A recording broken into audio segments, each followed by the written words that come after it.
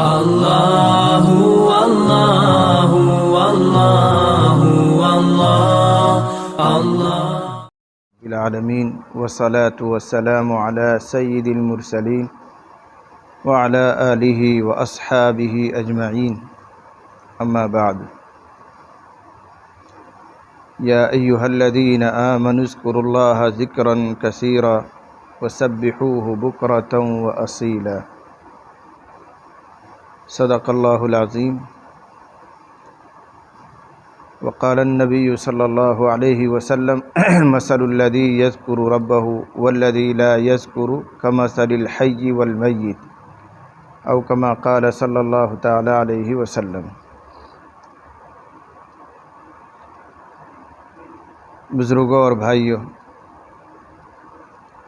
اس وقت جو اجتماع ہوتا ہے، بیٹھنا ہوتا ہے، اس کا اصل مقصد ہے اپنے مرحومین کے لیے ایصال ثواب کرنا۔ مرحومین جو ہمارے بوڑھے بڑے دنیا سے جا چکے، ان کا بھی ہمارے اوپر حق رہتا ہے۔ ہمارے دادا ہیں، دادی ہیں، نانی ہیں، نانا ہیں، والد ہیں، والدہ ہیں، یا بھائی ہیں، بہن ہیں، بہت سے ہمارے آگے جا چکے ہیں۔ وہ ایک ایک نیکی کے منتظر ہوتے ہیں۔ آدمی جب تک زندہ ہوتا ہے اس وقت تک وہ کوئی نیکی کر لیتا ہے، جب مر جاتا ہے اس کے بعد وہ کوئی نیکی نہیں کر سکتا، بلکہ وہ ایک ایک نیکی کے لیے ترستا ہے، امیدوار رہتا ہے کہ کوئی اپنی نیکی بھیج دے، کوئی ثواب بھیج دے۔ حدیث میں آیا ہوا ہے اذا مات الانسان انقطع عنہ عملہ الا من ثلاث، جب آدمی کی موت واقع ہو جاتی ہے تو اس کا عمل بند ہو جاتا ہے۔ زندہ ہے تو قرآن بھی پڑھے گا، تسبیح کا اہتمام کر لے گا، کوئی اور نیکی کر لے گا، لیکن جب موت واقع ہو گئی تو اب کوئی نیکی نہیں۔ اب تو وہ دوسروں کے سہارے پر، کوئی دعا کرے، کوئی استغفار کرے، کوئی تلاوت کر کے بخش دے، کوئی صدقہ اس کی طرف سے کر دے، منتظر رہتا ہے۔ رمضان کی یہ مبارک ساعتیں گزر رہی ہیں، اللہ تعالیٰ کی رحمتیں برس رہی ہیں، تو یہ ایک طرح سے ان کا ہمارے اوپر حق بنتا ہے کہ ہم اپنے مرحومین کے لیے بھی اس ماہ مبارک میں کچھ کر کے بھیجیں۔ اس کا ادنیٰ درجہ یہ ہے جو یہ مجلس کی جا رہی، کم از کم سورہ یاسین جو قرآن شریف کا قلب ہے، قرآن شریف کا دل ہے، اس کو پڑھ کر اس کا ثواب اپنے مرحومین کو بھیج دیں۔ اس کے لیے یہ چھوٹی سی مجلس ہوتی ہے، لیکن جب بیٹھ ہی جاتے ہیں تو 10-5 منٹ کچھ نصیحت بھی ہو جاتی ہے۔ کل وعدہ میں نے کیا تھا کہ ذکر کا طریقہ آپ کو بتایا جائے گا، اسی مناسبت سے میں نے آیتیں پڑھی ہیں۔ اللہ تعالیٰ ارشاد فرماتے ہیں اے ایمان والو، اللہ کا کثرت سے ذکر کیا کرو۔ کثرت یعنی زیادہ، خوب زیادہ ذکر کیا کرو۔ اسلام میں جتنی بھی عبادتیں ہیں، کسی کے بارے میں صراحت کے ساتھ یہ نہیں کہا گیا کہ کثرت سے کرو۔ نماز سب سے اہم عبادت ہے، لیکن کہیں صراحت نہیں ملے گی کہ کثرت سے نماز پڑھا کرو، ایسی صراحت نہیں ملے گی۔ زکوٰۃ، صدقہ، حج، عمرہ سب اچھی عبادتیں ہیں، عظیم عبادتیں ہیں، لیکن کثرت کا مطالبہ نہیں ہے۔ ذکر ایک ایسی عبادت ہے جس کے لیے اللہ تعالیٰ فرما رہے ہیں کثرت سے کرو۔ جب کثرت مطلوب ہے تو اللہ تعالیٰ نے اس کو کسی قید کے ساتھ مقید نہیں کیا ہے، کوئی پابندی نہیں لگائی۔ آپ بیٹھ کر بھی ذکر کر سکتے ہیں، کھڑے ہو کر بھی ذکر کر سکتے ہیں، لیٹ کر بھی ذکر کر سکتے ہیں، باوضو بھی ذکر کر سکتے ہیں، بے وضو بھی ذکر کر سکتے ہیں، یہاں تک کہ آپ کے اوپر غسل فرض ہو، حالت جنابت جس کو کہتے ہیں، اس میں بھی آپ اللہ کا ذکر کر سکتے ہیں۔ کیوں؟ کثرت، زیادتی مطلوب ہے۔ اگر اللہ اس میں قید لگاتا ہے بیٹھ کے ہی کرنا ہے، پاکی کی حالت میں ہی کرنا ہے، قبلہ رخ ہو کر ہی بیٹھ کر اللہ کا ذکر کرنا ہے، تو پھر کثرت کیسے ہوتی؟ تو اب تو چلتے پھرتے اٹھتے بیٹھتے، پاکی بے پاکی ہر حال میں تم اللہ کو یاد کرو تو کثرت پیدا ہوگی۔ بہت سے لوگ پوچھتے بھی رہتے ہیں حضرت بغیر وضو کے ہم ذکر کر سکتے ہیں؟ کر سکتے ہیں، کوئی پابندی نہیں۔ البتہ ذکر ایک نور ہے اور وضو بھی ایک نور ہے، دو نور اکٹھے ہوں گے تو زیادہ اجالا ہوگا۔ زیادہ فائدہ ہوگا، لیکن بغیر وضو اور بغیر طہارت کے وضو کرنا جائز ہے۔ اور یہ صراحتاً اس لیے عرض کر رہا ہوں، ہمارے ایک دعوت و تبلیغ کے ساتھی نے فتویٰ دیا ہے کہ بغیر وضو کے ذکر کرنا حرام ہے۔ اول تو دعوت و تبلیغ کے ساتھیوں کو فتویٰ دینے کا کوئی حق نہیں ہے، صاف سی بات ہے۔ یہ تو علماء کا کام ہے، مفتیان کرام کا کام ہے، جو 15 سال 20 سال کتابوں میں لگتے ہیں، پڑھاتے ہیں، سمجھتے ہیں، ان کو یہ حق پہنچتا ہے کہ وہ مسئلہ بیان کریں۔ انجان جاہل آدمی بغیر تحقیق کے اگر مسئلہ بیان کرتا ہے تو کبیرہ گناہ ہے، بلکہ اس سے بڑا کہو تو کوئی اور چیز ہے۔ کیوں؟ فتویٰ دینے کا مطلب ہوتا ہے اللہ تعالیٰ کی طرف سے کوئی بات بندوں تک پہنچانا، اللہ کی بات پہنچا رہے۔ اب اللہ نے تو اس کو حرام نہیں کیا ہے، اور میں یوں کہہ دوں کہ حرام ہے تو اللہ کی طرف جھوٹی بات منسوب کر دیا میں نے، تو اپنا جہنم میں ٹھکانہ تیار کر دوں۔ یہ اتنا بڑا گناہ ہے، لیکن لوگ احتیاط نہیں کرتے، فوراً مسئلہ ٹھوک دیتے ہیں۔ اس لیے اچھی طرح یاد رکھنا، بغیر وضو کے یہاں تک کہ ناپاکی کی حالت، غسل والی حالت میں بھی اللہ کا ذکر کیا جا سکتا ہے۔ حضرت عائشہ رضی اللہ عنہا روایت کرتی ہیں، کان رسول اللہ صلی اللہ علیہ وسلم یذکر اللہ علی کل احیانہ، اللہ کے رسول ہر وقت اللہ کا ذکر کرتے تھے۔ ہر وقت کا مطلب وہی، باوضو بے وضو، کھڑے بیٹھے لیٹے۔ اس سے صریح روایت حضرت علی کی ہے کہ نبی کریم صلی اللہ علیہ وسلم ہم کو ہر حال میں قرآن پڑھاتے تھے، یہاں تک کہ استنجا خانے سے باہر آتے تھے تو بھی قرآن ہمیں سکھا دیتے تھے، سوائے جنابت کے۔ قرآن میں یہ پابندی ہے۔ قرآن کو ہاتھ لگانا الگ چیز ہے، قرآن کو پڑھنا الگ چیز ہے۔ اگر ہاتھ لگائے بغیر یوں دیکھ کر پڑھ رہا ہے تو بغیر وضو کے پڑھ سکتا ہے۔ جب قرآن ہی بغیر وضو کے پڑھ سکتا ہے تو اور ذکر اس سے چھوٹے ہیں۔ قرآن سب سے اونچا ذکر ہے، جب وہ بغیر وضو کے جائز ہے تو دیگر اذکار کیوں جائز نہیں؟ تو اللہ تعالیٰ نے کیا فرمایا کہ کثرت سے اللہ کو یاد کرو، تو کثرت کروانی تھی، اس لیے کوئی قید نہیں لگائی، کسی بھی طرح سے اللہ کو یاد کرو بس۔ لیکن بزرگان دین کا تجربہ یہ ہے، اگر باوضو قبلہ کی رخ کی طرف ہو کر بیٹھیں، پھر ایک خاص طریقہ اس کا لحاظ کریں تو زیادہ فائدہ ہوتا ہے، زیادہ فائدہ ہوتا ہے۔ ثواب کا انکار نہیں ہے، ثواب تو ویسے بھی ملتا ہے، فائدہ ہمارا جو دل غافل ہے، اس پر جو زنگ لگ گیا ہے، دنیا کی محبت بیٹھ گئی ہے، اصول اور ضابطے کے مطابق ذکر کریں گے تو اس میں وہ زیادہ فائدہ پہنچائے گا۔ ذکر بغیر وضو کے بھی جائز ہے، ذکر بغیر وضو کے بھی ثواب دے گا، آپ کو ثواب پہنچے گا، لیکن فائدہ اگر چاہیے تو فائدے کے لیے اصول کی رعایت کرنی، ضابطے کی رعایت کرنی۔ جیسے دوا اگر پرہیز کرو گے، ڈاکٹر کے بتائے ہوئے اصول کے مطابق لوگے تو زیادہ فائدہ کرے گی۔ بے ڈھنگے پرہیز کھا لو تو ہو سکتا ہے تک لگ بھی جائے، کچھ نہ کچھ فائدہ ہو بھی جائے، لیکن اگر ڈاکٹر کے بتائے ہوئے اصول کے مطابق لوگے تو زیادہ مفید ہے۔ وہ جو کہے، جتنی مقدار بتائے، جتنے ٹائم بتائے، کھانے سے پہلے یا کھانے کے بعد، ان اصولوں کو رعایت کرو گے تو زیادہ فائدہ ہے۔ ایسے ہی بزرگان دین جو ذکر کرواتے ہیں وہ بھی دوا ہے، وہ بھی ایک علاج ہے، تو ان کے بتائے ہوئے اصول کے مطابق کریں گے تو زیادہ فائدہ ہے۔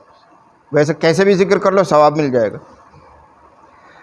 یہ جو بزرگان دین کا یہاں ماحول ہے 13 تسبیح پورا کروانے کا، اس کا طریقہ بتانا چاہ رہا ہوں، اس لیے کہ عصر کے بعد اسی کا معمول ہے۔ عصر کی نماز کے بعد آپ سب یہاں بیٹھیں گے اور وہ 13 تسبیح آپ پورا کریں گے تو اس کا ضابطہ، اس کا اصول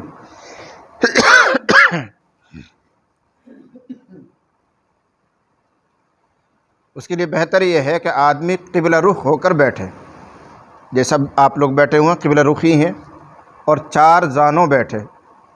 4 زانوں جس کو ہمارے یہاں آلتی پالتی مارنا کہتے ہیں، اس کو 4 زانوں کہتے ہیں۔ میں کئی سالوں سے کوشش کر رہا ہوں کہ سب لوگ ایسے بیٹھ جائیں، لیکن نہیں بیٹھتے۔ کچھ تو ایسے بیٹھتے ہیں جیسے بڑے میاں بھی بیٹھے ہوئے ہیں، یہ کو بیٹھو ایسے، یہ گوڑا نیس پکڑ کے بیٹھ رہے ہیں۔ جائز ہے، منع نہیں ہے۔ کچھ حالات ایسے کہ ان میں اس طرح بیٹھنا بھی منع ہے۔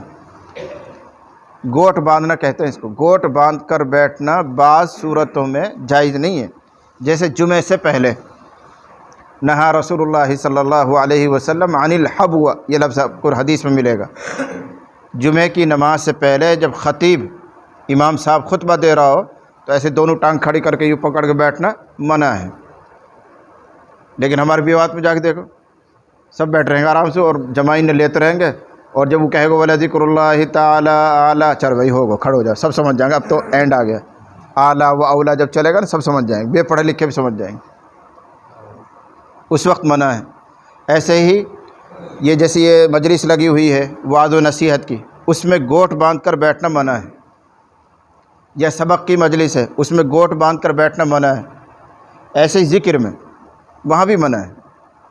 منع ہونے کا مطلب یہ ہے کہ مکروہ ہے، ناپسندیدہ ہے، ناجائز حرام نہیں، ناپسندیدہ ہے۔ وجہ اس کی یہ ہے کہ اس طرح سے بیٹھنا یہ ایک طرح سے آرام دہ کرسی ہے، آرام دیتی ہے، اور آہستہ آہستہ آدمی کو سستی آتی ہے، نیند آنے لگتی ہے۔ جالب نوم، یہ اکڑو، یہ گوٹ باندھ کر بیٹھنا جالب نوم ہے، نیند کو لاتا ہے، سستی پیدا کرتا ہے۔ تو ذکر میں تو چستی چاہیے، نہ کہ سستی، نیند تھوڑی چاہیے، بیداری چاہیے، اس لیے اس میں یہ ناپسندیدہ ہے۔ بہرحال سب ساتھی کوشش کریں کہ 4 زانوں بیٹھیں۔ پھر ذکر شروع کرنے کا طریقہ یہ ہے کہ 200 مرتبہ آپ کو لا الہ الا اللہ کہنا ہے، 400 مرتبہ الا اللہ کہنا ہے، اور 600 مرتبہ اللہ اللہ ڈبل اللہ اللہ کہنا ہے، اور آخر میں 100 مرتبہ اللہ اللہ اللہ۔ 13 تسبیح کے نام سے مشہور ہے یہ۔ شروع کرنے کا طریقہ یہ ہے کہ جس طرف دل ہوتا ہے، بائیں طرف ہوتا ہے، جیب کے نیچے دل ہوتا ہے، ادھر تھوڑی سی گردن جھکائیں، اور وہاں سے گردن دائیں کندھے کی طرف لائیں، لا الہ الہ تک یہاں لائیں گے۔